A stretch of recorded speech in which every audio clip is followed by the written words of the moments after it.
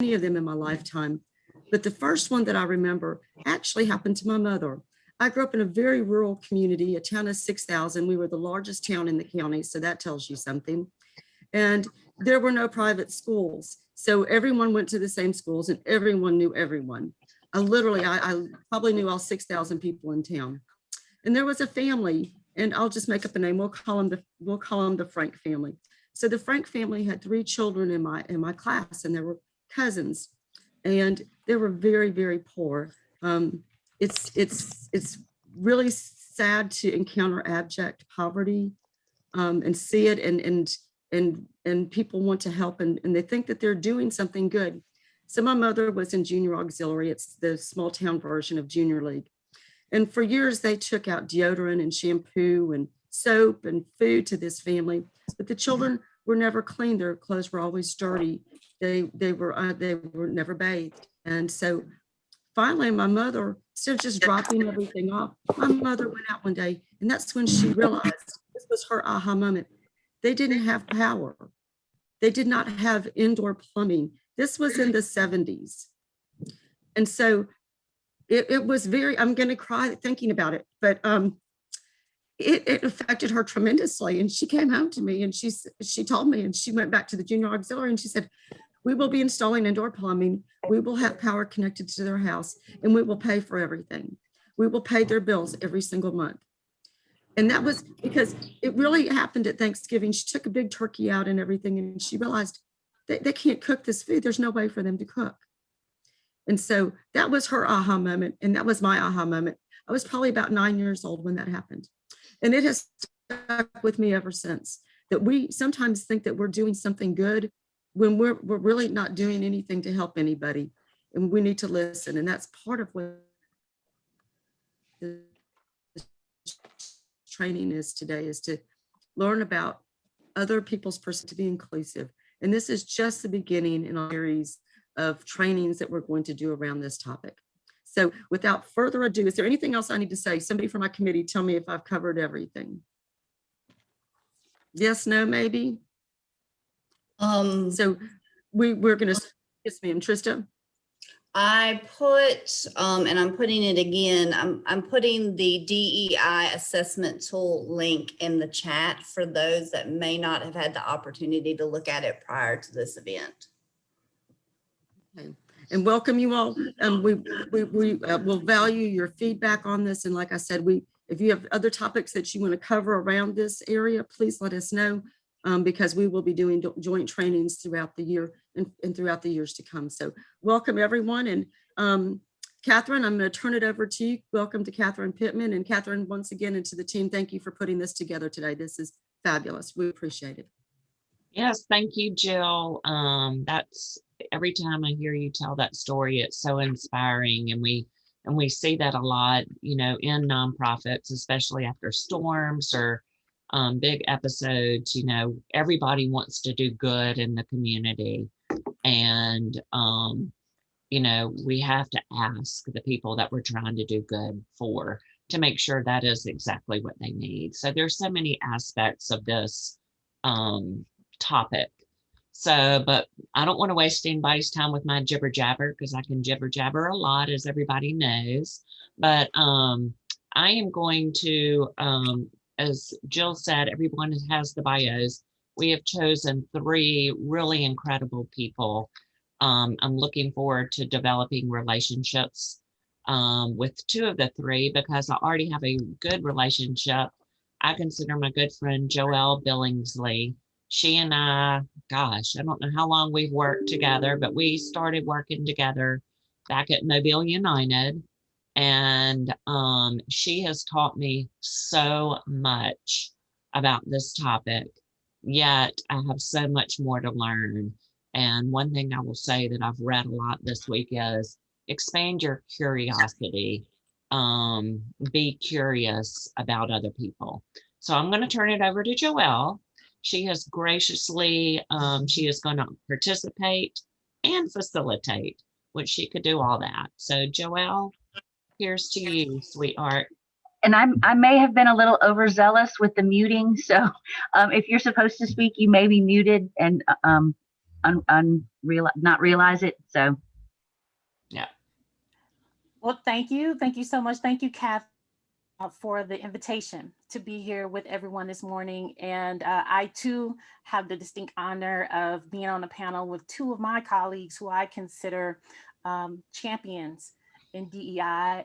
And I am very honored to be able to call them at any moment and say, I need you, or I need your expertise. And so for that, I am so grateful this morning to be able to be on the panel and have this discussion with each of you at nonprofits who are serving our community on the front lines and helping our citizens in whatever need they need. And so we salute you this morning as we entered into this conversation.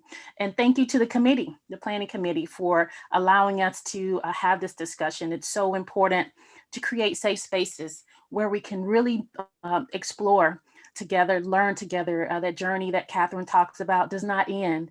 And so we are honored to be here to really talk about what types of things can be done in organizations that permeate to the community. And so we have some points that we're going to discuss, and we'll definitely leave some time for questions at the end.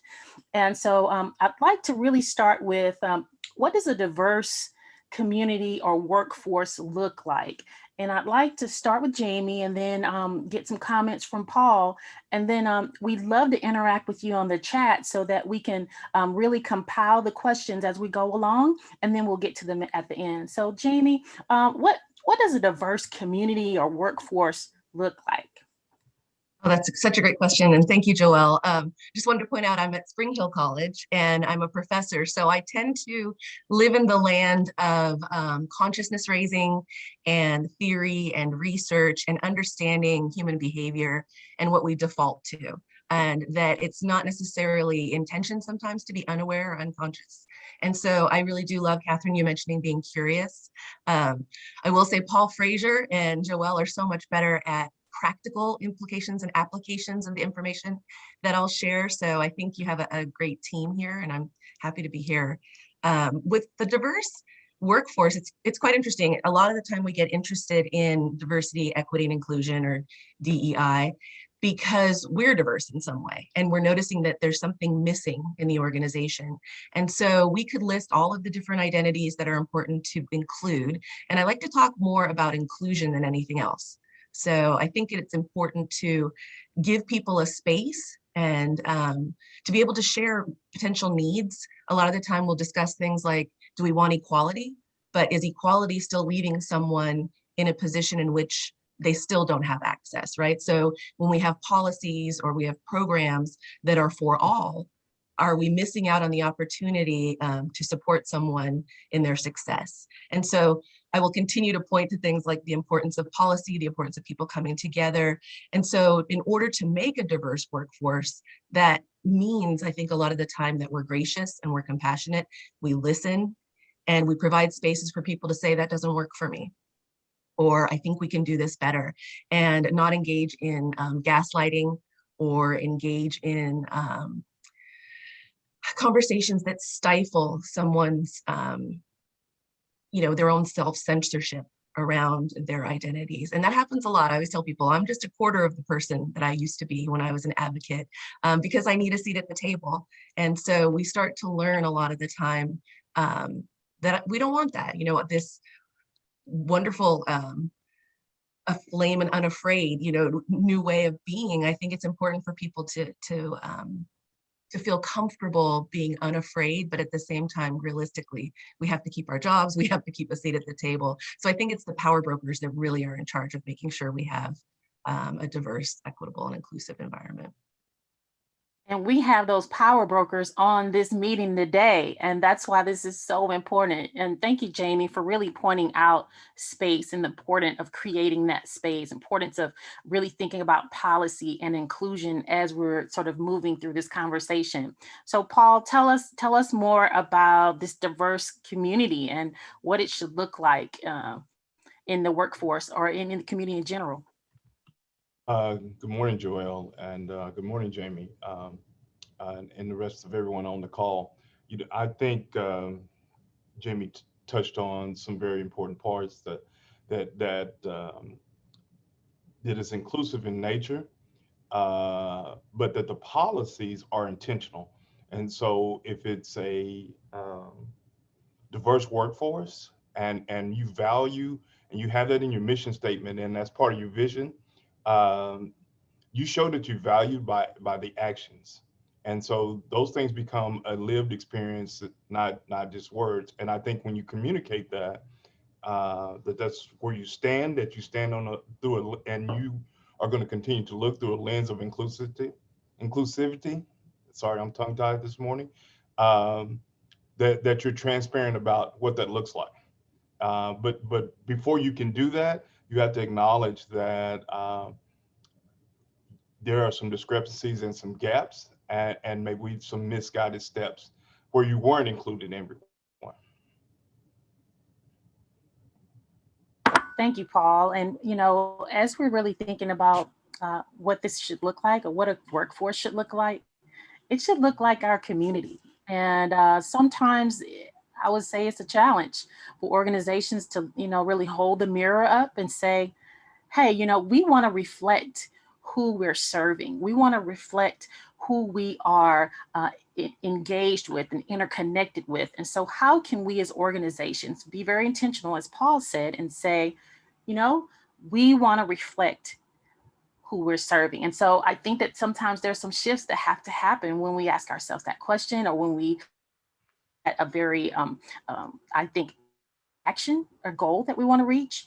And so that is part of being a diverse community, is reflecting it as well. And so as we're really thinking about that reflection, how to, in terms of qualified, diverse applicants in our workforce, in the nonprofit sector, how do organizations attract diverse candidates? And I think it's something that, as going back to that reflection, making sure that people who are diverse want to work in your space. And so, Jamie, what are some of the things that these nonprofit organizations and leaders need to think about as they are determining what that space, their work environment looks like? Such an important question to ask. Thank you. And I think the most important thing is figuring out how to help the community at large that you're recruiting from, to know that they're welcome in your organization, to have access to the resources to be successful in your organization. And once they're there, understanding that sometimes different people need different mentorship. And so one of the things I think about is when I do this work, I can't even count how many diversity and inclusion workshops I've done. And a lot of them have been lunch and learns. And so you start with the consciousness raising and you start with the culture in your organization, but you're doing it 1 hour at a time. And so really planning for the follow-up steps. And I love that that's the session, you know, the breakout discussion session topic, is to think about how we can make it work and then thinking about next steps.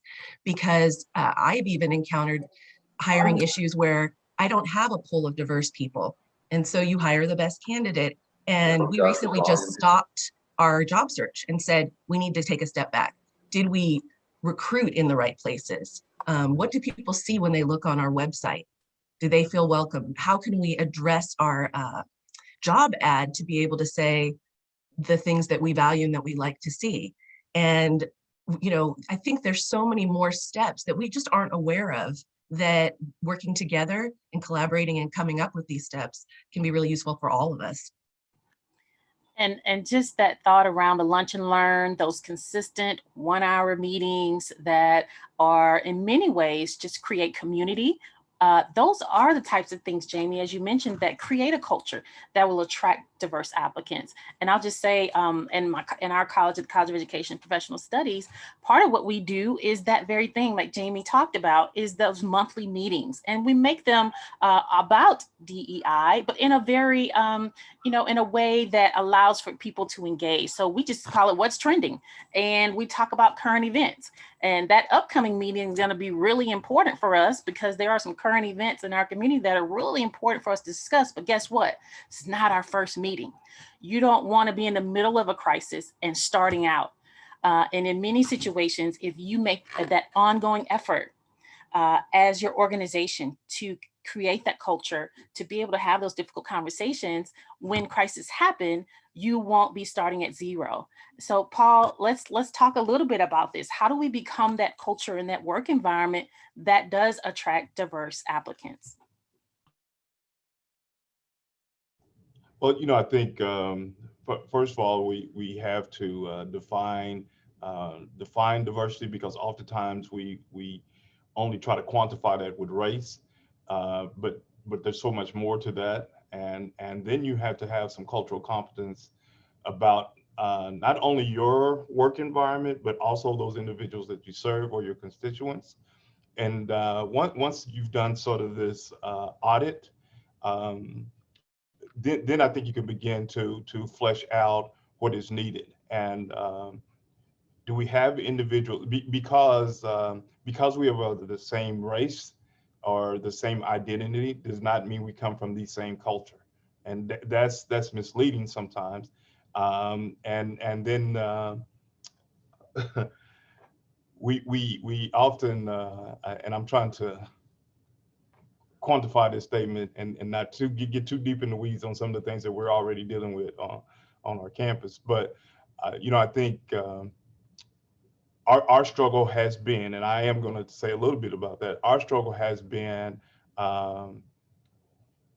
differentiating who we are, and then determining what our culture is. So I think the organizations have to say who they are, and then think about who they're going to serve, and that becomes part of the mission. But the vision needs to be a shared vision and inclusive in nature, so that they're included in part of that change.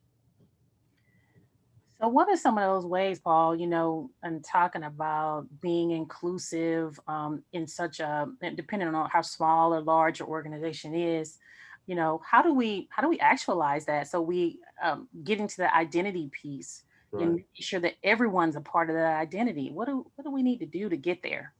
Well, I think conversations at that table have to be, and this is something that I say all the time, is who's missing. And then conversations about who's an advocate for those individuals that's missing. And then once those individuals are at the table, you can't silence their voice. Like oftentimes we put programming together and make decisions based on what we think someone else needs. And we never include them in that thought process, the planning of it. And then we look at the implications of it, and then after the fact, right? And it's easy to be the quarterback on Monday morning. So we got to start, like you said, we got to start the discussion throughout. And oftentimes we only have one meeting. You're right, and those discussions aren't continuous. And so I think you have to have benchmarks in there where you continue to discuss and assess and say, well, this isn't working, and just hit the reset button. I think oftentimes we have so much invested in programming that we are afraid to hit the reset button. But if it's not working, then that's okay. Reset it, because continuing with something that's faulty does more damage than good. And I just wanted to add, oh, sorry, Joelle. No, go ahead, Jamie, because I was about to refer to you. Go ahead. Oh, because when you say identity, I get excited about that, since that's an area that I actually started studying because of my own personal identity and experiencing stigma and discrimination and prejudice. So when Paul was mentioning everyone having a seat at the table, I also thought it was really important because I know some of the people on the call right now, and I know all the work they're doing, and I know they're all doing a wonderful job, but we get tired. Right? So everyone that's here knows a lot of what we're talking about already. So how can we get more people involved too? So I'll just say I have like first generation college student, lesbian, Indigenous and Mexican American. So people are like, great, we can use her because of these different perspectives. But those are the intersections of many different identities that are different than someone who might have one of those identities, right? And so you can't have a be-all, fix-all person who's got multiple identities and perspectives. And we talk a lot about intersectionality and the intersections of these identities. There might be a policy for women of color, there might be a policy for someone from the LGBTQ plus community, but is there one and that understands the intersection and the needs for someone from both communities? And so there's just so much on this topic. And when I was talking about getting exhausted, what I was thinking was, how can we get the voice and the understanding of someone's perspective and needs based on their identity or lived experience without always having them be the person at the table? Because then you're at 30 different tables and it's really difficult to be the one sometimes. So I think doing a lot of investigation on our own, watching those documentaries, looking at TED Talks, learning, you know, and having conversations that are fun sometimes. Like you were mentioning, these what's trending puts a lot less pressure on the people to educate from their own perspective. And Jamie, you know, on that, you know, one of the things that I've learned in my work and that I've witnessed in conversations is it's difficult to look at ourselves because we've invested time in our organizations, we've sacrificed, we've gotten exhausted, as you mentioned. And so when it's time for us to take a mirror up to ourselves, we need to think about, you know, as it relates to that reflection to help us kind of get there. What are things we need to think about to help us do that more objectively? Gosh, that's such a difficult question, right? And Joelle even knows I've apologized to you before for, you know, I do this work, I know this work, I know a lot theoretically, but in practice, sometimes we mess up. And sometimes our own pain or our own defensiveness or our inability to see something and really consciously get it doesn't enable us to center someone else's experience, right? And so I think it's an ongoing process, right? It's not a destination, right? It's always this ongoing reflection. But the best thing we can do, and I used the word grace and compassion before, or the words, is letting someone make a mistake and saying, hey, you might not have noticed, but this sounded like this, right? Or we use that in the LGBTQ plus community when you mispronoun someone, right? Or so you use the wrong pronoun. Do you spend so much time making them say, it's okay, it's all right? Or do you just move on and say, okay, thanks for letting me know, move on? And so when we do make mistakes, we don't spend too much time talking about it either, right? Because then it just keeps becoming a thing instead of just, oops, we made a mistake. So making a culture that allows for people to say something that might not be right, and what is right, right? And Jamie, I just appreciate that. That's a wonderful example that both of you and I have had, and that relationship that we've built allowed for us to really be able to have those honest and challenging conversations to help us grow, right? Because we're continuously growing, and so that relationship is so important. So taking time to develop that, I think, with people. Other point and thing we can take away from our conversation. This is wonderful and so rich. I'm being energized as we're talking. So one of the things that I think another point we were going to discuss was needing a vision for the mission and how organizations, if they already don't have DEI integrated into their mission, how do we sort of get there? Paul, and I'd like to start with you and then I'll circle back to Jamie, but how do we integrate this if it's not already there? And then if it is there, how do we make sure that we're creating those benchmarks? Paul? I apologize, Joelle. I can't hear you. You can't, can anyone else, can everybody else hear me? Okay, can you hear me now, Paul? Yes. Okay, so I'll repeat the question. It was so great. I phrased it so well, Paul, and now you have to make me say it again. Yeah. I mean, I was trying to read your lips and it looked wonderful. It looked wonderful. Okay, so we were talking about like, how do we integrate DEI if it's not already in our, on our website or a part of our mission or another statement, creating our own DEI statements, organizations. How do we begin that process? And then even if we have DEI in our, in our structure, in the way we work, how do we create those benchmarks so that we don't stay stagnated? Mm-hmm. Well, I think oftentimes we complicate that way too much. And so I like to look at that in three separate pillars and think about where are we? and then have conversations of, this is what we do now.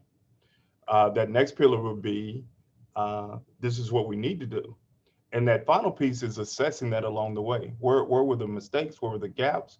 Oftentimes we have these big, huge charts, and we dig down and look at all this data, which you need to do, but don't over complicate that, because I think once you start doing those three pieces, you're going to understand that we have some huge gaps, or we have some successes that we need to celebrate and build upon, and because you'll find both of those. And so upon doing that, Jamie talked about having compassion, but I think you have to have some humility as well to say, we have done this wrong, right? And unfortunately, not everyone wants to admit they have an ugly baby, right? So sometimes you just have to say, this is my baby, this is my project, but it's not any good, and I got to start over. Well, as you all know, you may not have gotten to know Paul, but he does, he'll make you smile while we're talking about these serious topics. So I appreciate that about him. And that's one of his talents and one of his gifts. So as you get to know Paul, you'll learn like phrases like ugly baby. So thank you, Paul, for helping us smile in the middle of our conversation. Not a literally baby, just the project. Okay, yes. Thank you, Paul. And Jamie, as we're talking about moving through mission and vision, what other thoughts do we need to think about in terms of nonprofit leadership? I think it's great to start with everything that's already been discussed, and I think that most people already have. And if not, starting with your values. What do you value? How do you turn that into a mission? Like Paul's saying, start over if for some reason it's not working and not applicable. And a lot of the time I've noticed with organizations, their names will change to reflect a movement that's more current or contemporary. And I also think it's who's responsible, right? I think one thing that's important we talk about, which is creating a culture and telling everyone within that organization that this is important.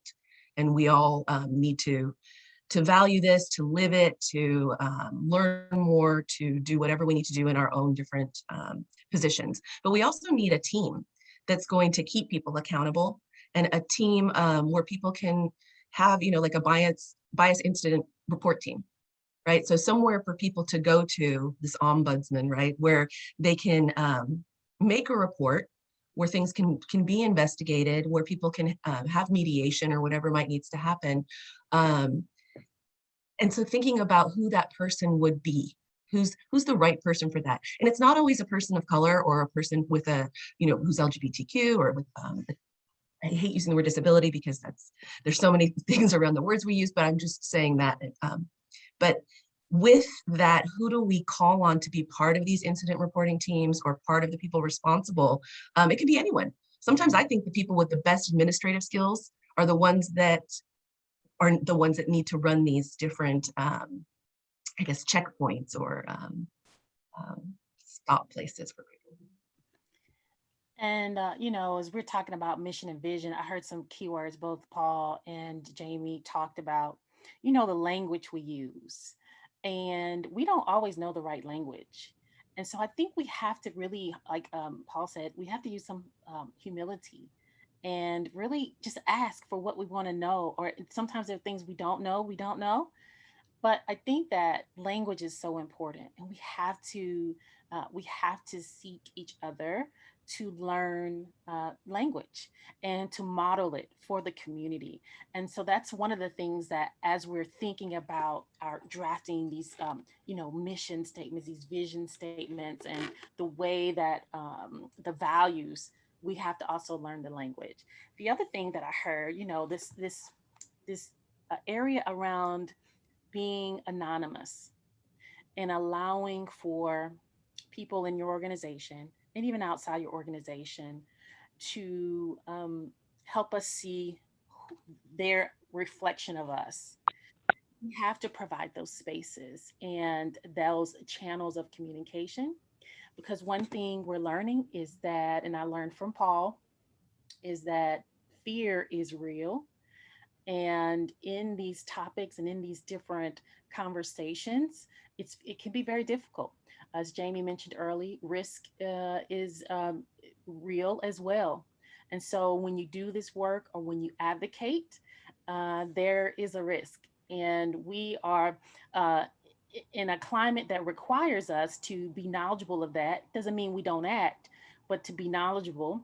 And then to really think about, going back to those values and that springboard, having that foundation within your organization really allows for us to create those channels where people can give us feedback and to reduce the fear that individuals have in speaking up and speaking for those who are, in many ways, may have a voice, but it may not be heard or it may be silenced.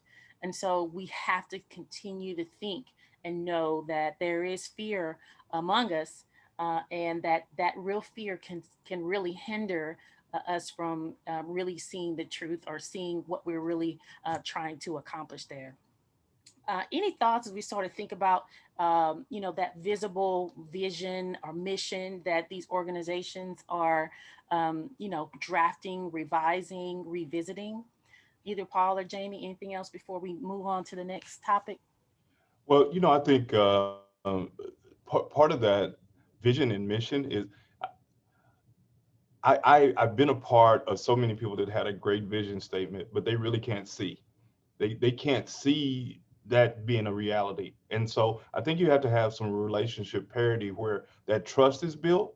And so then you can have those conversations of what this needs to look like moving forward.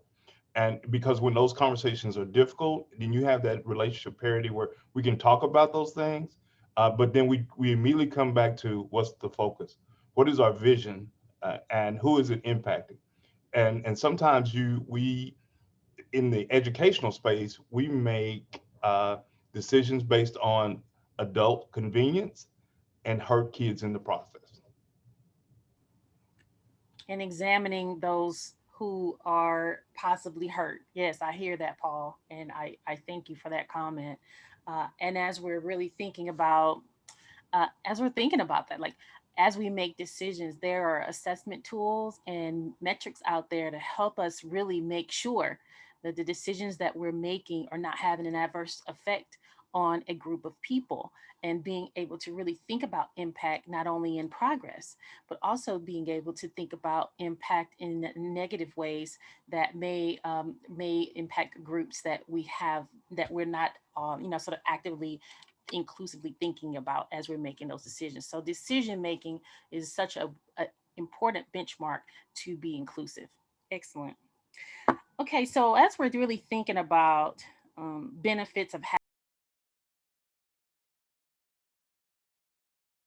where that is diverse, and some that's visible in ways, and then others that's not.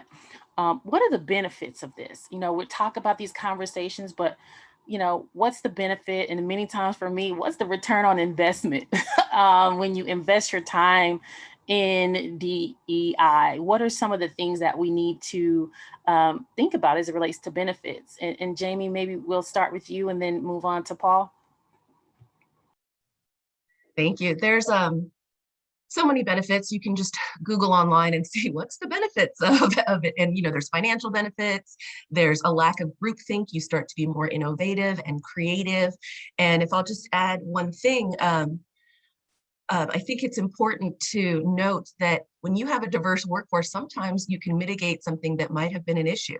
So when I see people put out something online and I'm like, oh, or someone says something, or there's a program or something that's like, whoa, wait, did that just happen? If they had just had one person who was there in that group who said, that's not appropriate. And sometimes it's just a lack of awareness or understanding. And so by having the diverse group there together that have a culture in which people can feel free to speak up, then we can not only do all the great things that are possible, but also stop anything maybe negative from occurring. Excellent. Thank you so much, Jamie. Paul, any thoughts about the benefits of DEI being integrated into organizations? Well, I just think we're stronger together. And what's the benefit of having all of one thing, right? I, mainly because I hadn't eaten breakfast. What if we just had one type of Girl Scout cookie? That would be tragic, right? And so we need to have a sense of diversity, but also in all levels. Like the top leadership needs to be diverse, and that mid level needs to be diverse because it needs to be top down because we know there's going to be things that bubble up from the bottom. But if the top is saying, okay, we're going to be diverse and we're going to operate from inclusion and we're going to have this sense of belonging, and then it stops at that mid level, those individuals that are on the bottom that are reporting up, they never see that and they never experience that. And so when there's conversations about we're diverse and we're inclusive and there's a sense of belonging, they don't feel that. And so we're talking about just really integrating across level, even really thinking about our board structures, also thinking about within our staff, and then the people that we're actually serving. And I really like that, sort of level approach that you mentioned, Paul, in thinking about, how we can think about the benefits at each level if we are very intentional about that. That intentionality, I think, is part of why we're here in this training, is to really think about how we can be intentional and practical things that organizations can do now that think about this. The other thing I know, Jamie, your expertise around just the theoretical underpinnings of this work. And as we're speaking with this group, I'd love to hear, any highlights you think about when they should be thinking about sort of frameworks or particular theories that they can research to really think about the underlying and the foundation of this work. Are there some things that you'd like to mention to them as we're really thinking about either launching or improving or revisiting DEI within the organization? Hey, you just made me want to go on for like 6 hours and share everything. It's like, ooh. So I welcome a future conversation with anyone around this. But I think one of the most important one is we call it social identity theory, right? Toshville and Turner, if you're interested in looking that up. And first of all, you categorize yourself in particular ways, right? You have a personal identity, but then you also have, the fact that identity is political, that someone else categorizes you. And so once you have that investment in that identity, or you feel attached to that identity, or then what you're doing is you're looking to people with different identities. Oh, they have more status than I do, or I have more status than they do, right? And so when we're looking at that, what do we do? Do we highlight the things in which we do have status around and say, okay, I feel pretty good about my group still? Or do we say, wow, we don't really have access to any power or status. And so what do you do? And that's what we call relative deprivation, right? You're deprived relative to other people in some way. Does that lend itself to you striving and pushing and engaging in collective action to get that power, but keep being, pushed down from the barriers that are out there that are structural, right? We talk a lot about structural discrimination. And so if you continue to push against the power, but don't have support from the power, you engage in sometimes what's called learned helplessness. You just learn that all of those efforts and everything you've been through, it's just not going to work, right? And so that's when you see a lot of people get tired. The efforts aren't being heard. And this is the most amazing thing about this group, is there's so much power right here to make a huge change in our community. And so those are just a couple of the ones I thought I'd share. See, and I knew where to go with you, Jamie, and I appreciate that, because those are areas that we can learn more about. We can actually see it occurring and know and label it, and that in so many ways helps us keep going when we can say, "Oh, I know what this is." And so, thank you so much for sharing that. And Paul, as you're leading an institution in DEI, what does that leadership look like, in terms of what are important things? Like Jamie said, the power in this group to lead in DEI, begin to continue to grow collectively and individually. What types of things are important for them to consider as they are advocating, leading, and really determining what's next in DEI for their organization? Well, this word is really, really hard, and because most people don't consider it a science, but I would say that it is. It most definitely is. And like Jamie touched on, there are also some self-efficacy that you eventually become.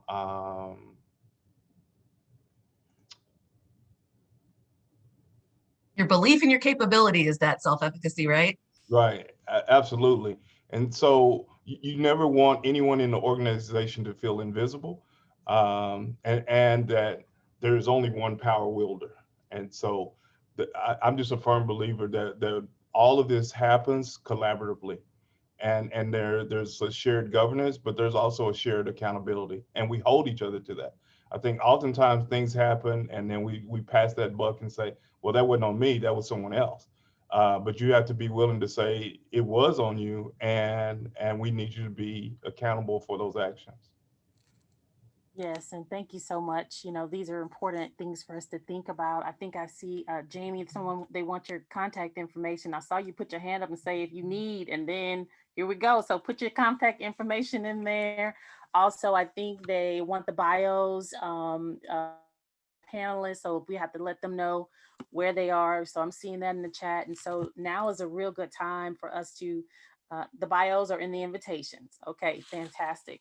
So now it's time for us to hear, we're going to keep talking, but we'd love to hear your questions from the audience, questions that you may have from the points that we've talked about, you know, that diverse community, thinking about attracting that diverse pool, having that vision and mission, and then really the benefits of this work.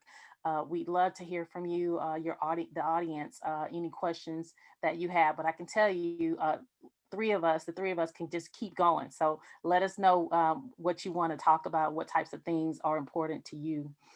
And so as we're really thinking about our times, and Paul and Jamie, you've been doing this work for quite some time. I can say that maybe a decade for me.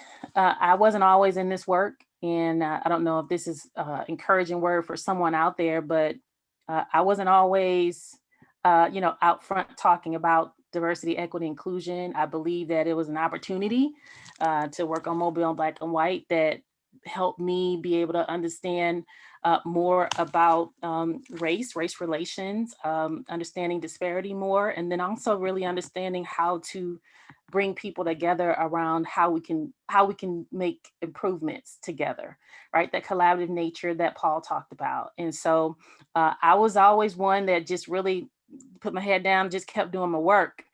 And that has shifted. So at any point in your career, I will say that it is possible to just, gradually continue to think about and learn, and then advocate for whatever your cause is, whoever you're really reaching out to. And so that's an encouraging word for anyone out there. You can start at any moment.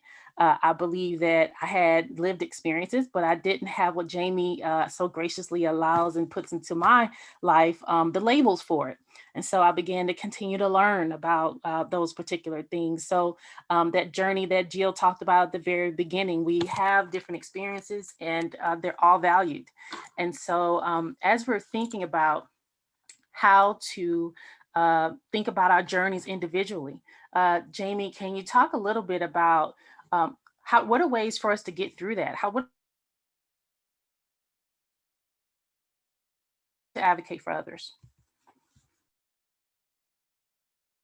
I think I missed a little bit of the ending, but how do we advocate for others? Yes. So how do we do that? And possibly even through our work. Mm-hmm. Yeah, there's a couple things that you were talking about too that I was stuck on, which is probably why I didn't hear the last, the last section of that, which is that this is a developmental process. And I think one of the things that's really, really important in terms of advocacy for others, I think it's advocating for everyone in your organization and not just saying, I think that person might need some help, or I think that group of people might need some help, but inviting everyone to join in the efforts. And so I laugh because I'm like, oh, I'm going to go do something with Joelle and Paul, and everyone in my family and everyone in my community knows who they are because we do this work together. But who did we not invite to have this conversation and share their expertise, right? We keep inviting the same people, but there might be other people who've done a lot of work on it, who've got a lot of interest and can gain from that experience. And I just have a personal experience on a team that I'm working on where one woman has come through over the past couple of months, this huge consciousness raising experience, right? And it's been really powerful for her. And it's been really powerful for all of us, because now is one more person who's ready to get out there and start her own chain and network of doing the work, right? Excellent. I do think that we learn off of each other, and that energy does transfer. So, Paul, if we're on this journey, what are some things that these leaders need to know? Well, I think we talk about inclusiveness, but I think probably the biggest part of that, because we spend a lot of time on so much time on how we're different, but just the humanity side of that, let's just treat each other right, and let's have that respect for one another, and respect those boundaries, but also include them in to say, hey, you're not in this alone, right? This is a shared mission, and we need you. There is nothing more important from a leadership standpoint than acknowledging individuals' worth and acknowledging their work. And so I think as leaders, we have to do that. And you have to be genuine with it, right? That's just as important as the work. That's so important. Sometimes we're so busy, Paul, and that acknowledgement, it may not take a whole lot, but it's a really tangible task that we all can take for our conversation today.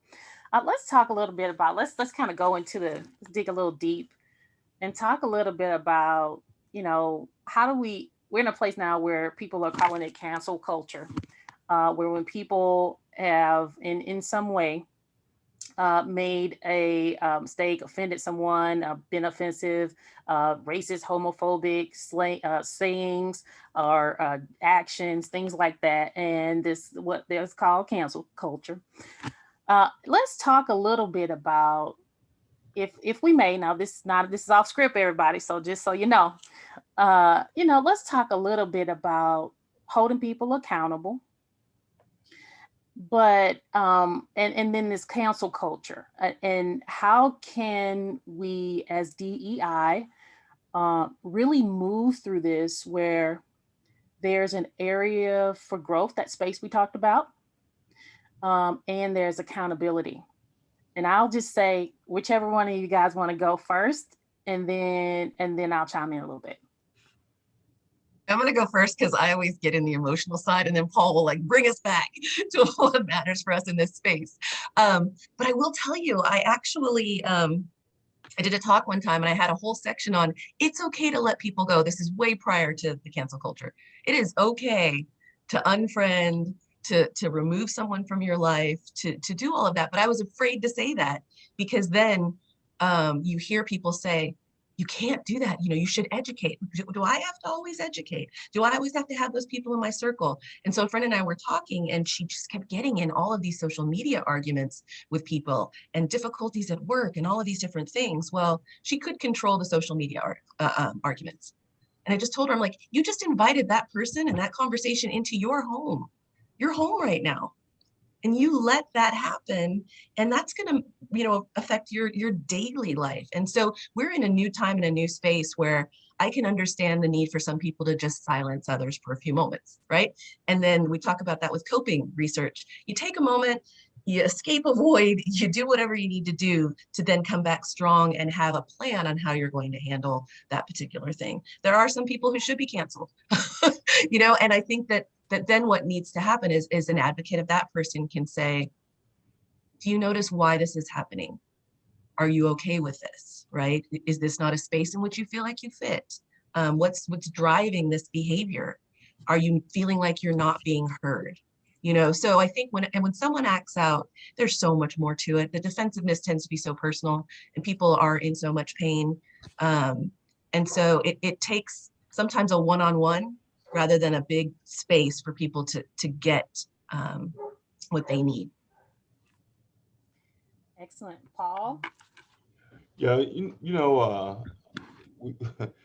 I'm with you. We have so many pieces to the council culture, and I watched this piece last night about Dr. Seuss and some of the books being canceled.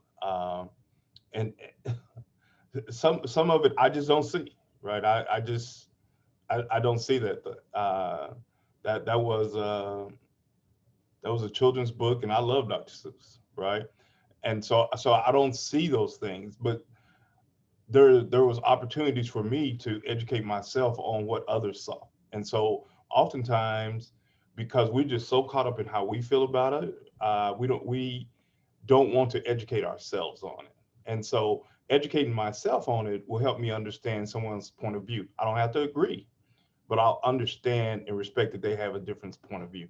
And so we have to have that willingness to do that.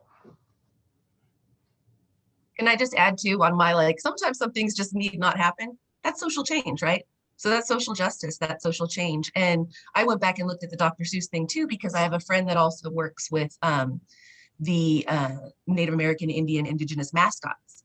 And so over years and years and years of research, finding out that when your identity is characterized in a way that's a caricature, and we know this all, I mean, we can go back to the whole history of, minstrel shows and things like that. Like at some point someone says, you can't wear that anymore. You can't do that anymore. That's not appropriate.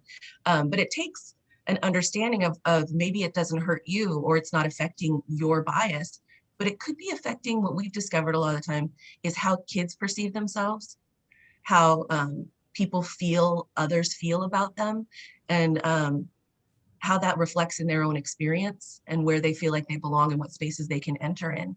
And so, yeah, I think sometimes we can get to the point where we just want to cancel everything and anything that seems like it's too much. But what are the real major things that do need to be addressed and why they are important to some people?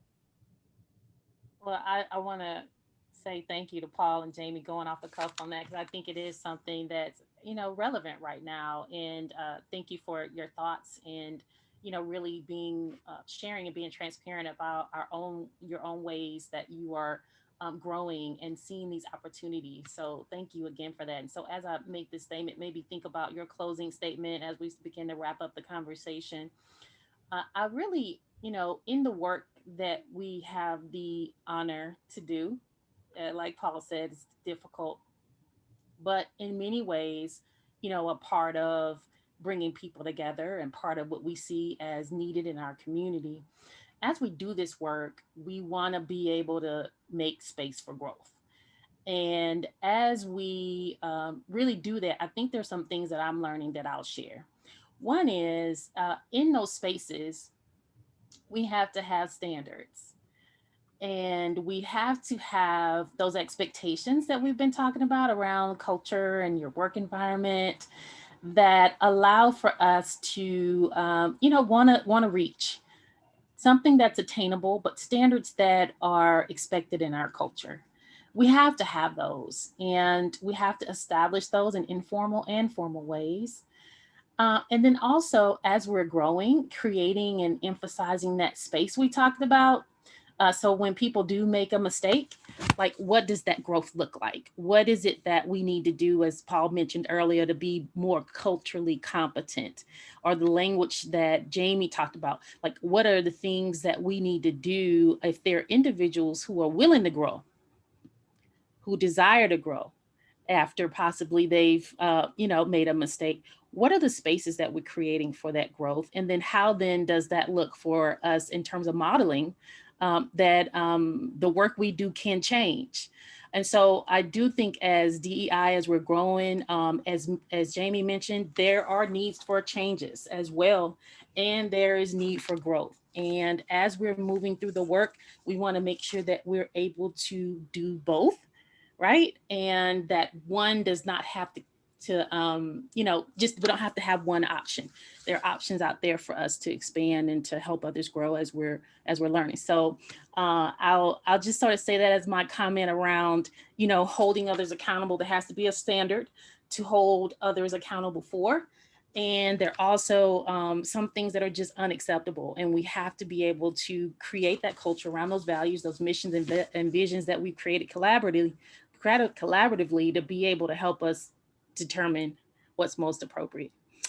And so now, as we are going to give our closing comments, I'll start with Jamie and then Paul, and then we'll be making sure that we make space for these wonderful leaders to have their break and move into breakout. So Jamie, any closing thoughts and comments for our nonprofit leaders today?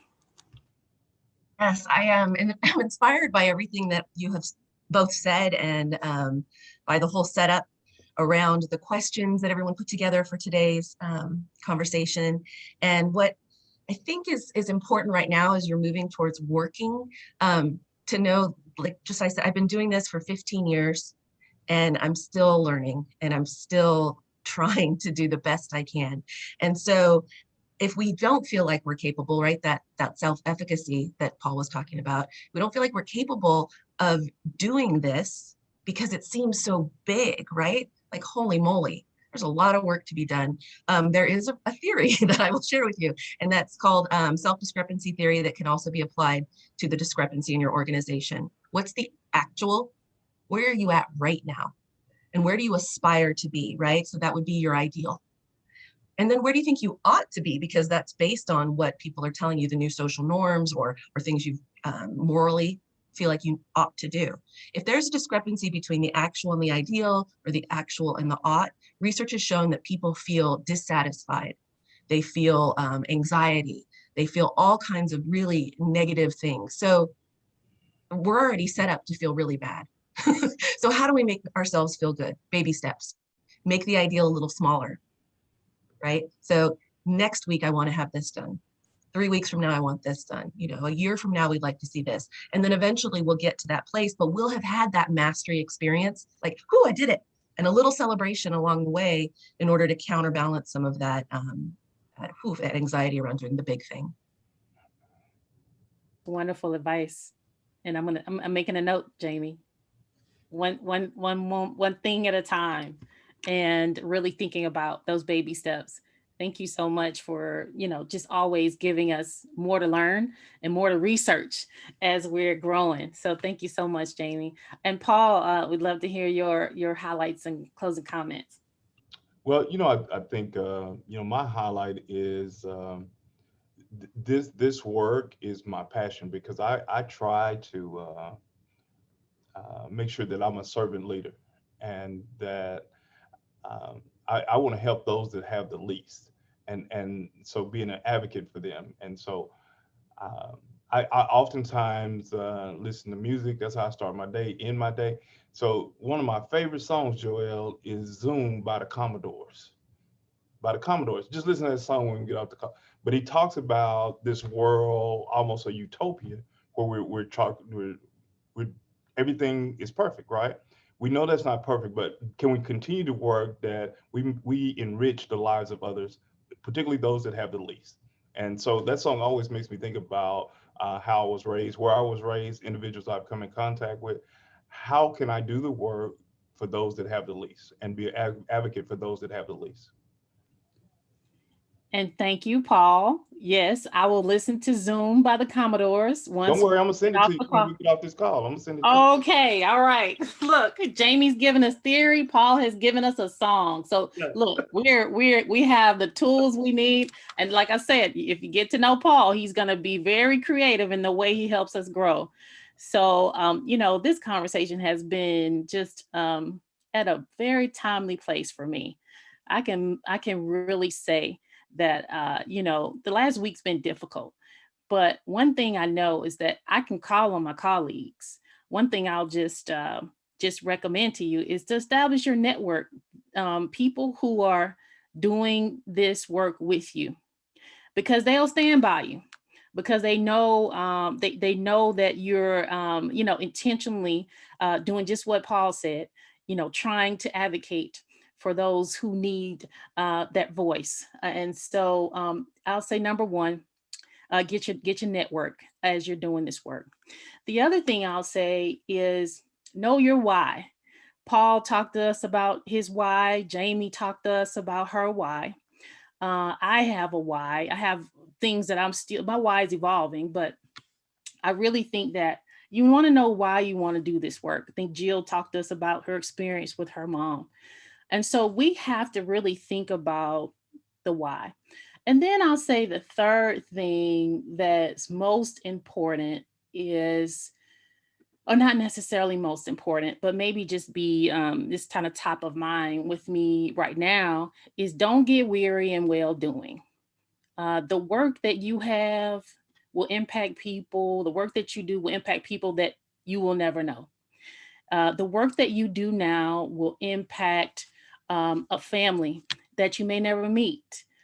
The work that you do now around DEI will, one chip at a time, make our community better. And so don't you ever doubt that whatever struggle you're in as you're doing DEI, that struggle is not worth it. It is well worth it, and your efforts are exponential. And so I congratulate each of you as you embark in this training today. I'm so grateful to be with my colleagues, to be energized by them and your presence as we are really thinking about this for our community, DEI for our community. And so thank you to Catherine and Jill and the planning committee for having all three of us. I got to be amongst friends this morning, and so I am off to a great start. So I'm gonna sort of move this to Catherine, and thank you to my friends, Jamie and Paul. It's always a pleasure to be with you. Thank you everyone for your attendance. Joelle, Jamie, and Paul, thank you so very much. That was such an enriching conversation. I have two of my colleagues here with me because we're trying to open up more Zoom space. As you can see, we were a packed house today. Thank you, Joelle, for introducing me to Jamie. I have been in conversations with Paul before, but I feel like I know him a little bit better, and I feel like I can pick up the phone and call all three of you. So thank you so much. We finished just a tad bit early, which that's good. I don't think the conversation was any less because of that. So why don't we take a 10-minute break and come back at about 10:13, and then we will go into our groups. I know that all of our speakers, thank you on behalf of everybody here in the nonprofits in Alabama, especially Southwest Alabama. And this is a joint effort of not only the United Ways in Alabama and the United Way, specifically of Southwest Alabama, but the South Alabama Coalition of Nonprofits. So thank you again, and we'll keep in touch with what our next plans are. We do plan to keep the conversation going forever. And Catherine, thank you all, Dr. Frazier, Dr. Franco-Zamudio, and Joelle, thank you all so much. It was magnificent. And we're so excited. This is just the beginning. This is our first baby step. So we've got a long journey ahead of us. And I hope you all stay with us in this journey. I need for somebody to explain the next part of it before, when we're on our little break, what word cloud is, because I'm old and I don't know. So Catherine, explain the word cloud and what's going to happen. So if you can do that, I would appreciate it. And please, we would love for y'all to stay on. We know you're going to take a little bit break, but please join us back because we have some important conversations. Yes. So explain what the word cloud is. All right. So here's a question that we want to ask in our word cloud. Why is diversity, equity, and inclusion important to me? So you go to this little website, www.menti.com. You can do that on your phone, or you can get to another screen. And then you put in the code right here, 907 when you're prompted, 907 10 699, and you put in a word or two. It'll tell you what the limitation is. Why is diversity, equity, and inclusion important to me? Yep. And then we'll keep this running as we continue our break, and just use this as a tool to gather our thoughts as we move into the breakout rooms. You have this. It's www.menti.com. How is Menti spelled? MENTI. Mm-hmm. And the website information and code is also in the chat.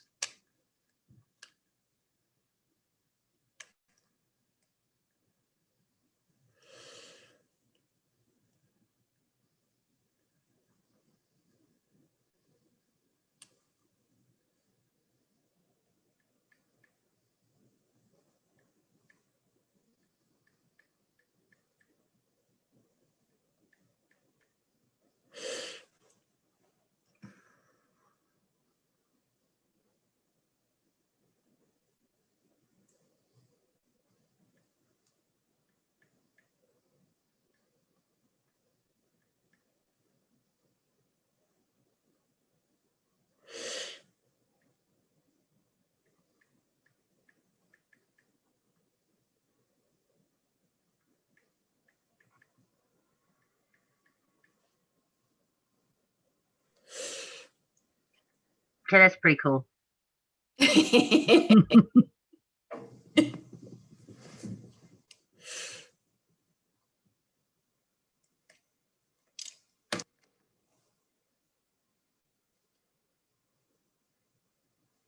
And so it's just going to constantly change. And the larger words represent the most important responses, or the constant. The frequent, like if they're mentioned more than once and they become bigger. It highlights the prominent answers.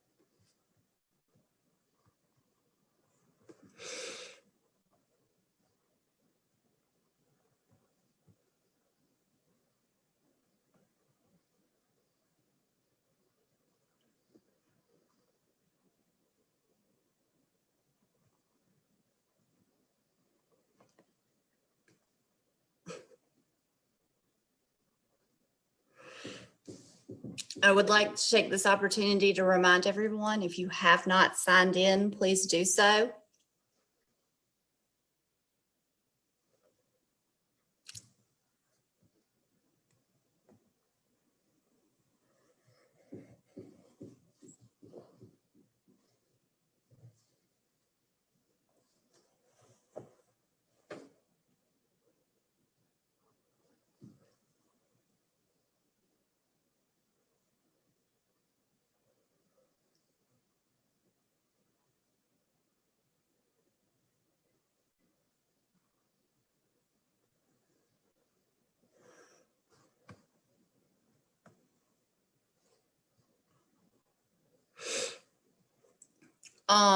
You can sign by putting your name and the agency that you're representing and your contact information in the chat, please and thank you.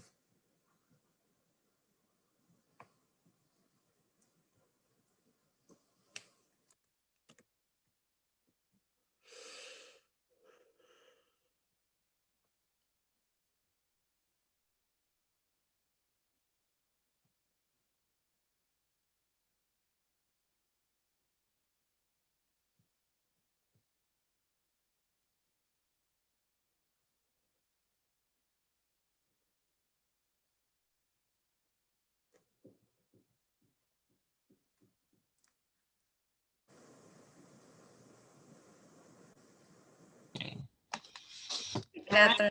Everybody's starting to come back together. Think so. All right, I'm gonna take down our Mentimeter. Okay. Get it in fast.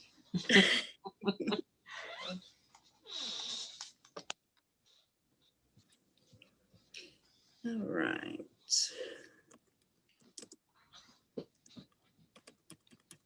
Yay.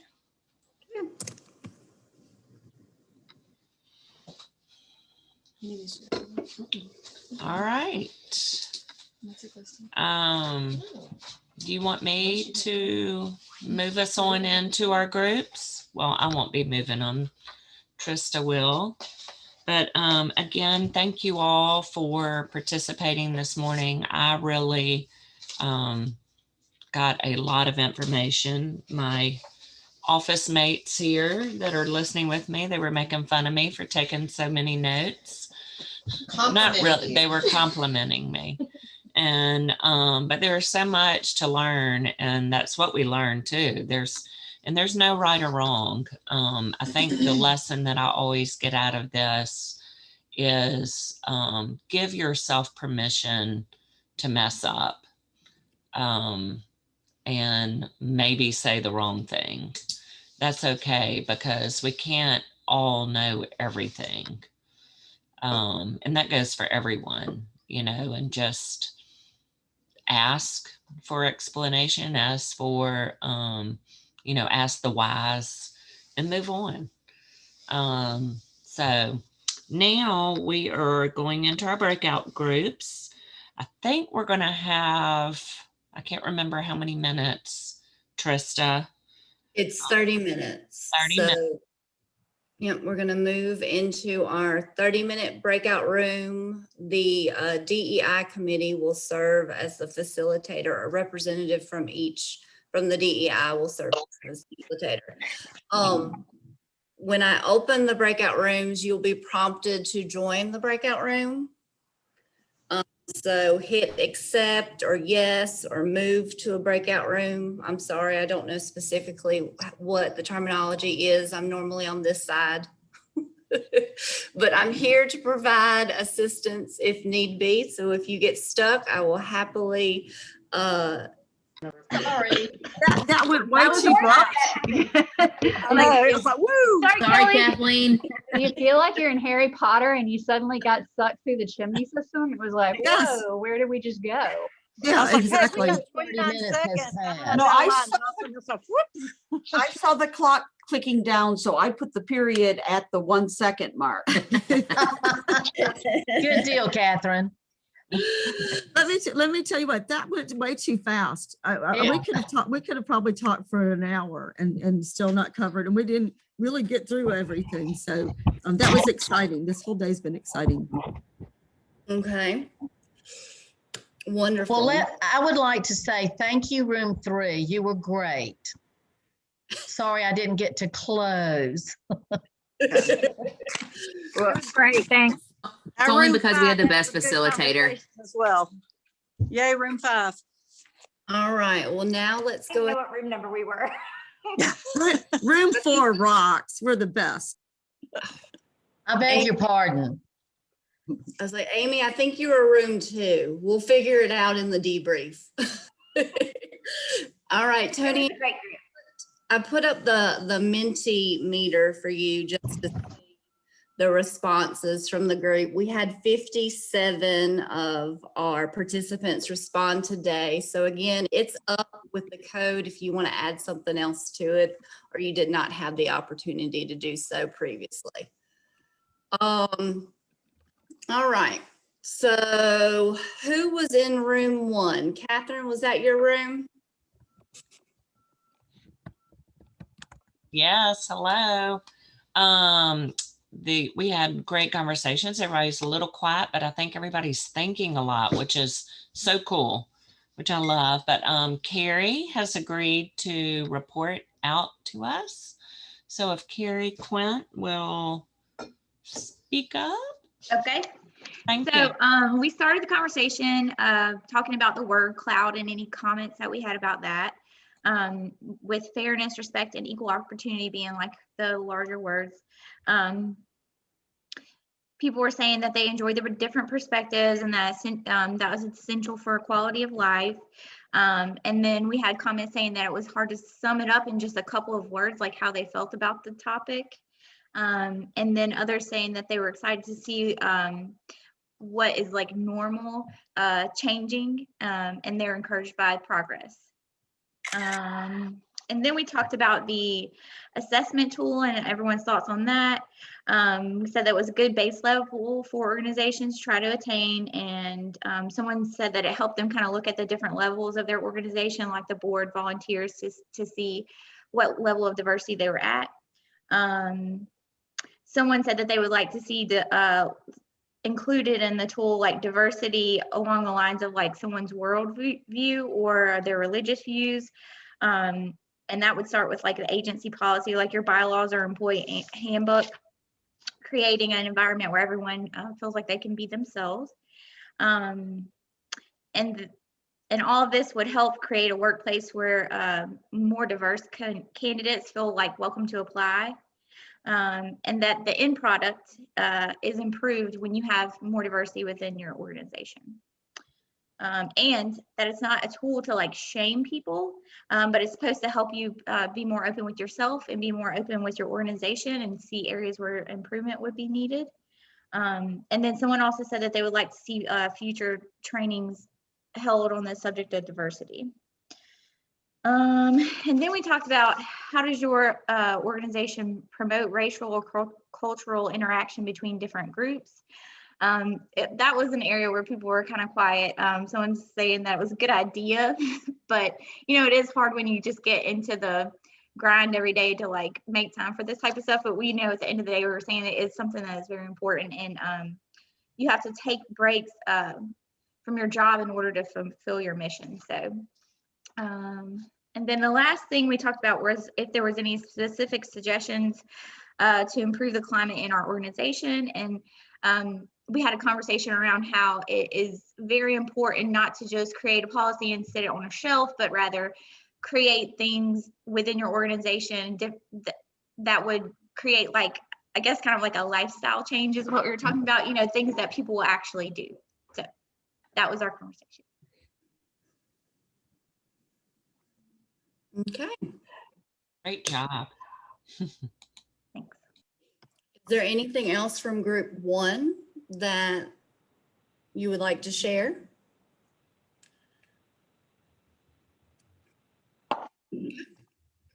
All right, well, we'll move on to group number two. Amy, I do believe that that was your breakout room.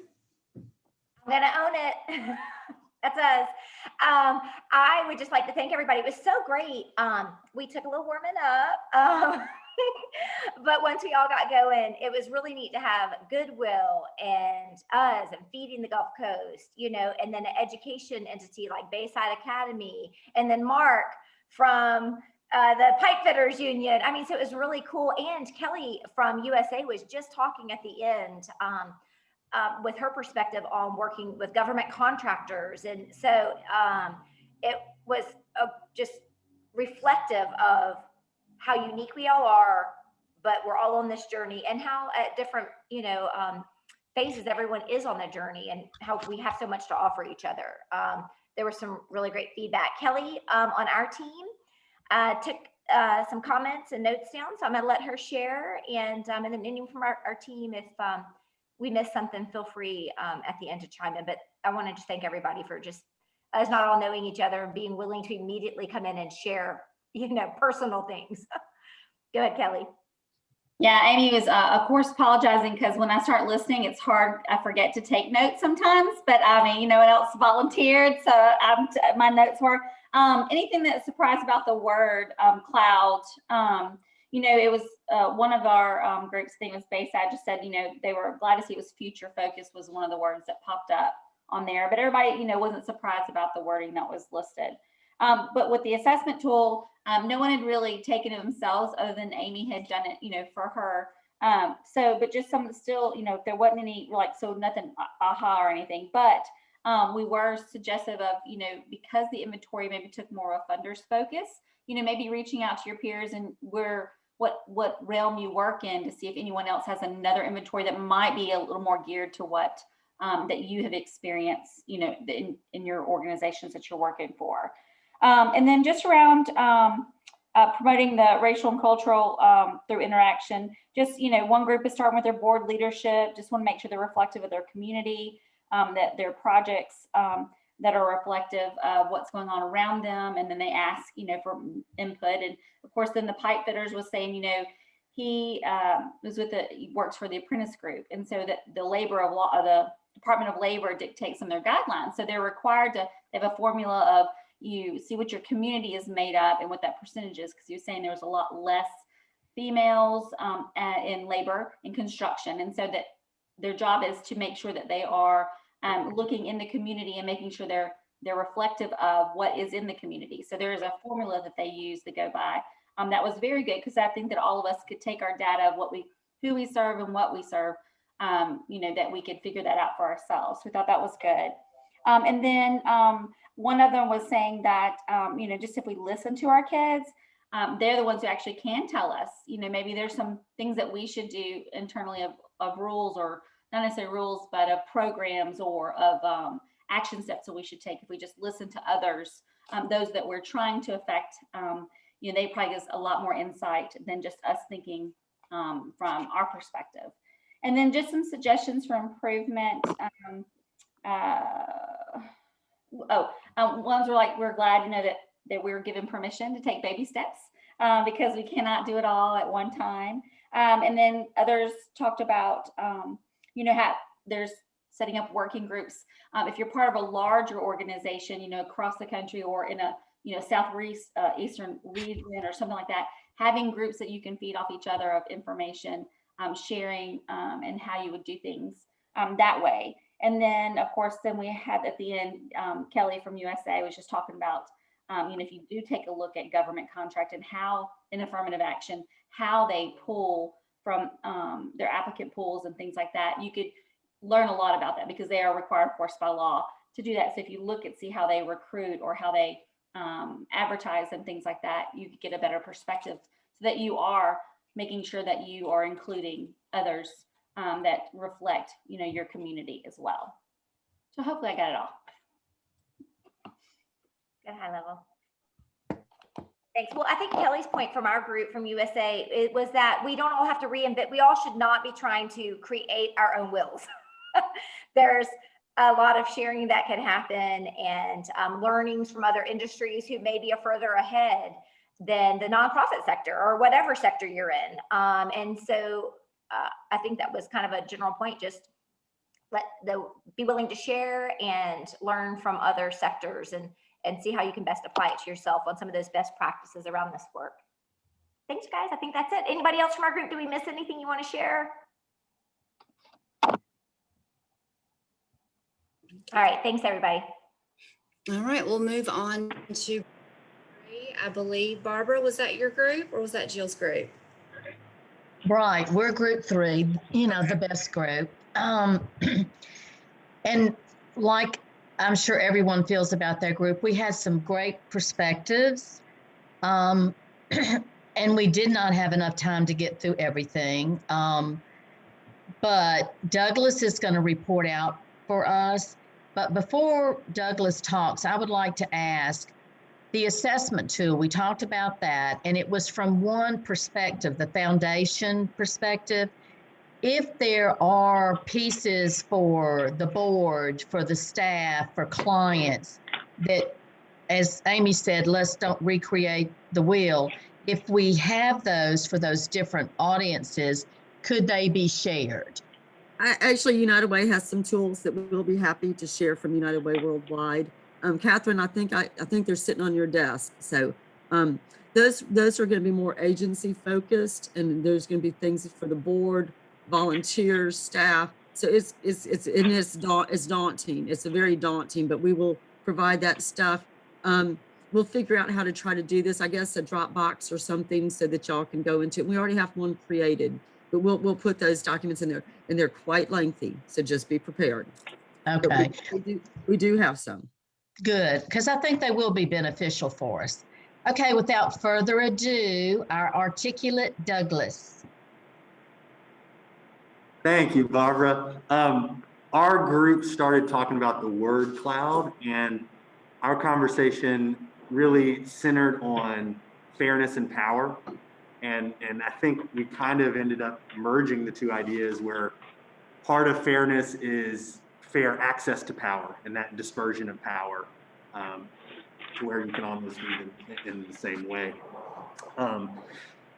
In terms of the assessment, as Barbara said, we spent a lot of time talking about sort of the foundation of it. I think we talked in the conversation, they talked a lot about, you know, board members and diversity. We focused more on not just top down, bottom up, sort of the grassroots inclusion of stakeholders, whether that's vendors or guests or clients or students, making sure that those voices are heard and that those people have a seat at the table.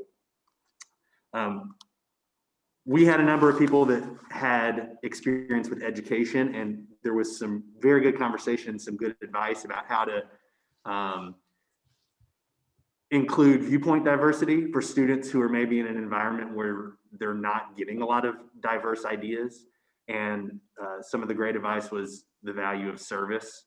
Service learning, having students go out and interact in some of these organizations where they can see people of different racial backgrounds, different economic backgrounds, but not limiting it to service at the risk of, you know, students who perhaps, if that's their only interaction with people outside of their bubble, thinking that, you know, all people are like this. So making sure that in addition to service learning, letting them hear voices from different economic backgrounds, different racial backgrounds that are also successful.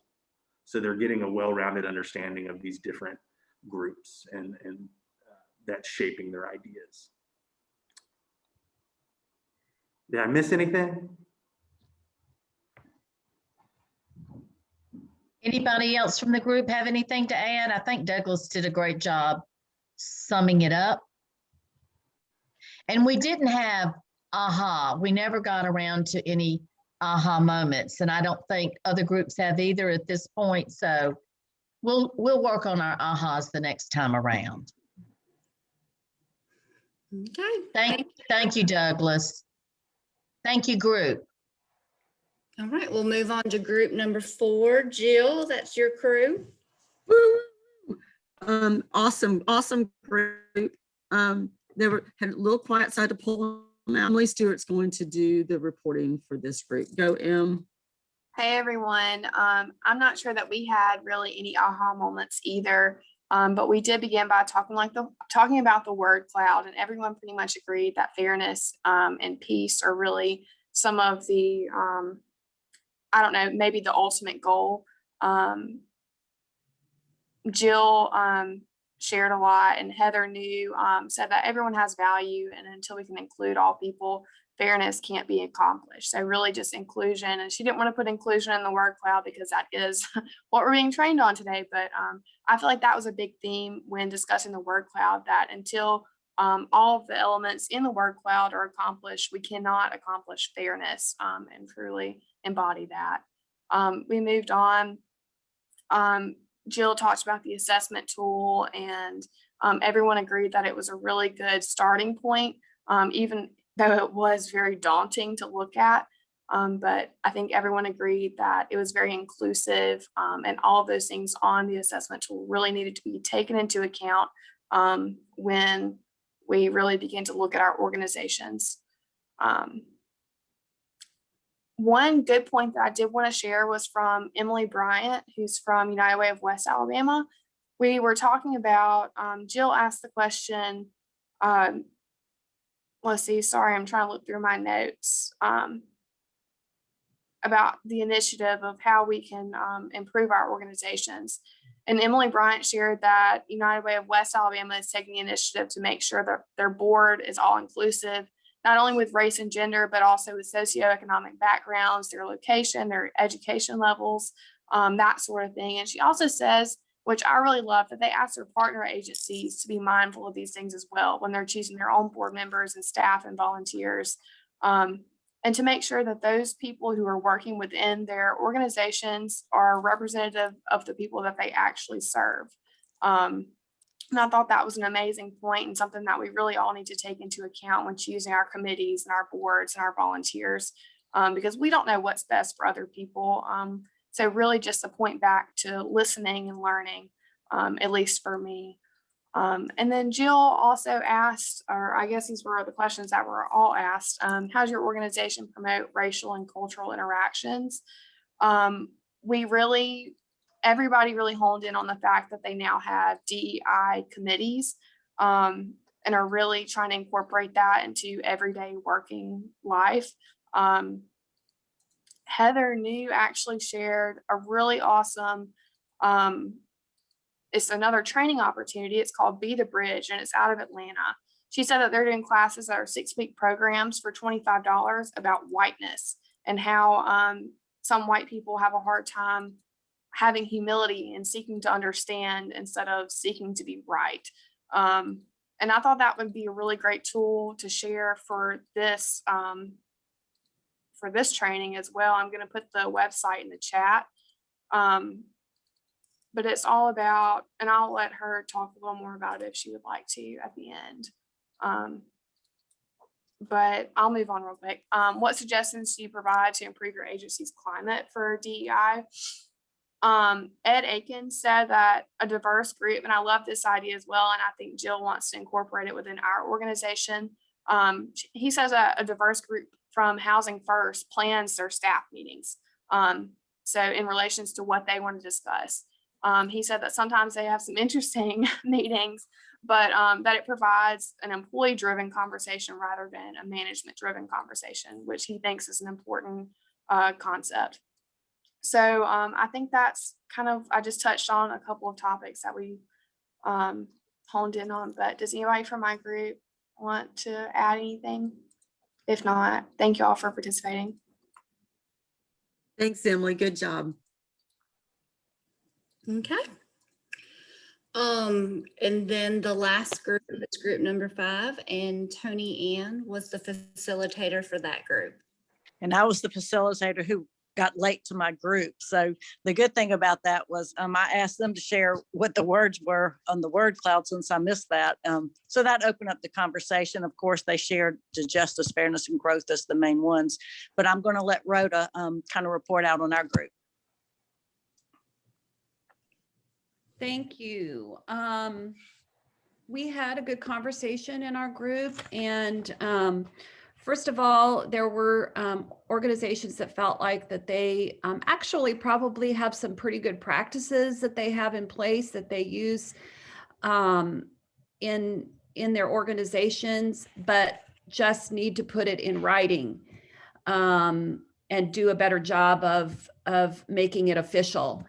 And then there were others who felt like perhaps they had good intentions and wanted to have diverse and inclusive organizations, and we're working hard at that, but we're finding that they, when they look at their different groups, that they were falling short and not sure why they were falling short, so needed to do some more work on that.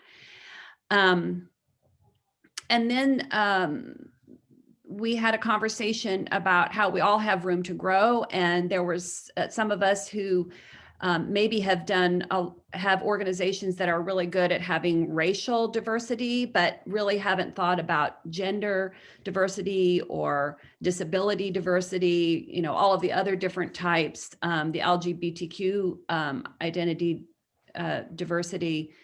So, we all have room to grow in this area.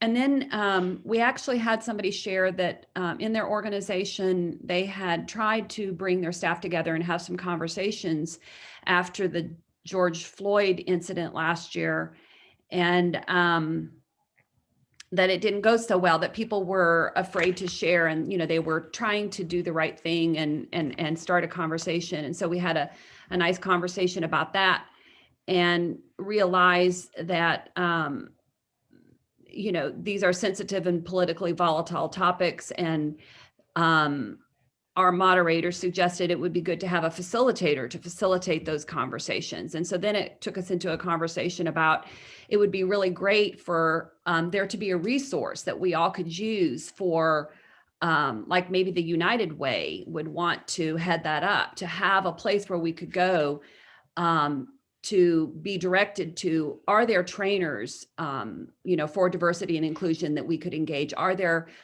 trained facilitators that an organization could use to facilitate a conversation among the staff that is a sensitive conversation to have? That it would be great to have that as a resource, a list of people who are trained and facilitators for this.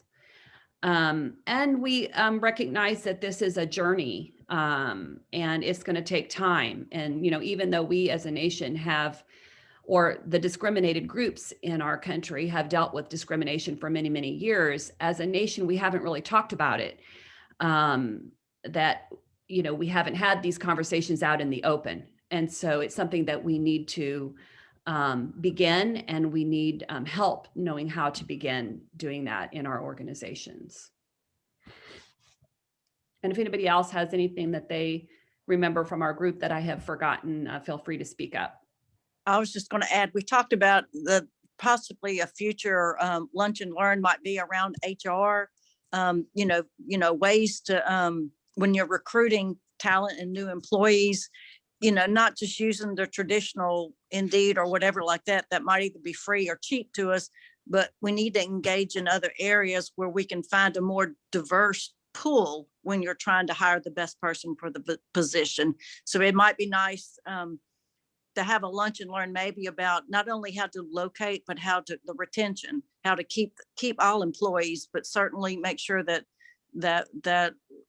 DEI is included in the retention of those employees as well.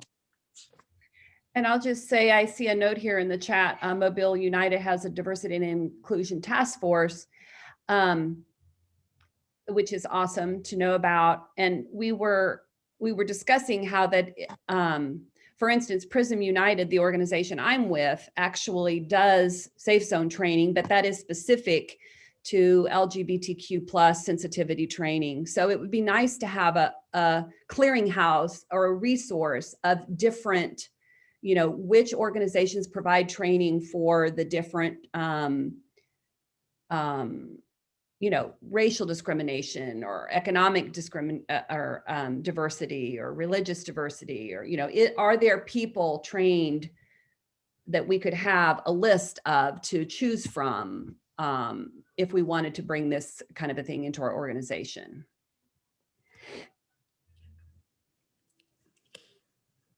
All right, well, thank you. Anything else from group number 5? Okay.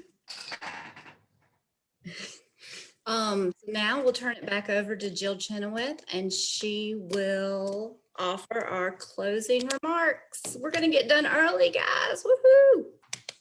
This was so exciting. I've been getting text from friends and colleagues about what a wonderful training this was. So once again, kudos to the team that put this together. This was wonderful. And as we said, this is the beginning of our journey, and it's going to be a very long journey. And I look forward to taking this journey with you all. And we had over 100 people participate today, because there are people clustered in offices. I can see people clustered like C. Robles. There's 3 of them sitting in there, and some of our other United Ways from across the state joined us today. So there's 3 in Catherine's office. There's 2 in my office. So there were over 100 people that attended this training today. And Barbara Johnson said, you know, sometimes when there are 3-hour trainings, people aren't going to participate. And I felt like this probably could have gone on all day. And so just so excited about all of this. If you have suggestions, please contact us. Catherine, put your email on the screen, so that let us know about some other topics around this that we can present, and have some lunch and learns and some other things. We're going to be doing this all throughout the year and the years to come. So, and also we do have, we have a questionnaire, a poll that we would like for you all to take, so that we can improve what we're doing or continue what we're doing or change what we're doing. And so, so please let us know your thoughts and how do they do this? Trista talk, or Catherine, somebody talk about this poll and what needs to happen. So I launched the poll because you were asking for suggestions on Lunch and Learns. And so they just answer the questions and we'll leave it open. Right now we're at 32% of the participants have voted. So once we get to like 75%, we'll close it out. Thank you. Thank you. Appreciate y'all's time. Time is valuable. It's probably one of the most valuable things we have and something that we don't appreciate. So thank you for your time today. You all were awesome. I just am totally pumped and thrilled about this and what's going to happen going forward. We will let you all know about the information, the tools that United Way has that I'm going to share with people so that you can start assessing your organization and move forward. And it is a little daunting. I like to get everything done at once, and that's not feasible. This is going to be a journey. And I just have to keep reminding myself this is a journey. So anybody have any other comments or suggestions or anything that they want to say? I do, Jill. I just want to say something that is probably obvious to everybody, but I'm going to say it anyway, that the organizations that many of us work for are in existence because there hasn't been much diversity, equity, or inclusion or a sharing of power in many, many spaces in our society. So I find it kind of funny that we're talking about DEI in our organizations, but our organization wouldn't even exist if people of color and LGBTQ and people who are differently able hadn't experienced discrimination and actually been harmed by it and set back by it over time. So the reason that I love this training and why I feel it is a journey and it's important for us to stay on it for the long haul is because I don't think we should be making our living off of injustice and inequity and then not try to solve injustice and inequity. And I think housing is a problem. I want to keep working on the housing issue, but if we solve injustice and the inequity issue, my job would be a lot easier. Yes, all of us. And and Diane, thank you so much. Can I follow up on that conversation, on that statement? Yes. Hi, my name is Mike Papa. I'm the head of school at Bayside Academy. I don't know, have any of you read a book by Dan Pallotta called Uncharitable? No. Yeah. Okay. And I think the nonprofit sector is set up, and if you read Dan Pallotta's book, is essentially set up not to succeed instead of to succeed. And Dan writes about the history of nonprofits in this country and the continued problem with the way nonprofits are perceived in the community and across the nation, and why the very system itself is set up for you all to limp along and rather than succeed in reaching the objectives that you have for each of your organizations. I stepped away from independent school education for about 6 years and ran the ARC of Palm Beach County. Jessica, I noticed that you're with the ARC. I was the executive director of the ARC of Palm Beach County for 6 years because I kind of needed to leave independent education to do something a little bit different and to give back. But in any case, so I've sat in many of your seats and now I'm back running a school again. But I think you all might enjoy that read, and it might help your boards understand what some of the issues and problems are. From our perspective, our problems are very different.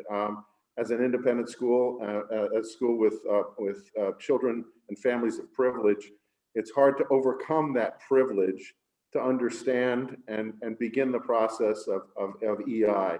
But we needed to sit and listen to hear what you all had to say. And to help us understand that our struggle is one that we need to take on, and we need to figure out how to begin it. Because for us, it's not let's continue it. It's for us, it's how to begin it. So I want to thank you for letting us join you all and listen in. So thank you. Well, thank you. We're excited to have such a diverse group from all over the state and from from nonprofits, and we had lots of people that were businessmen that sit on boards on here today, and business women. And so thank you all for being here. And Diane, always insightful. Diane just led my DEI policy statement committee and did a fabulous job. And it's a wonderful statement. And she really honed her committee into doing a great job in a very short period of time. And it's going to drive what we do from this point forward. So on behalf of the United Way of Southwest Alabama and the South Alabama Coalition of Nonprofits, once again, thank you all, and thank you to the speakers and everybody who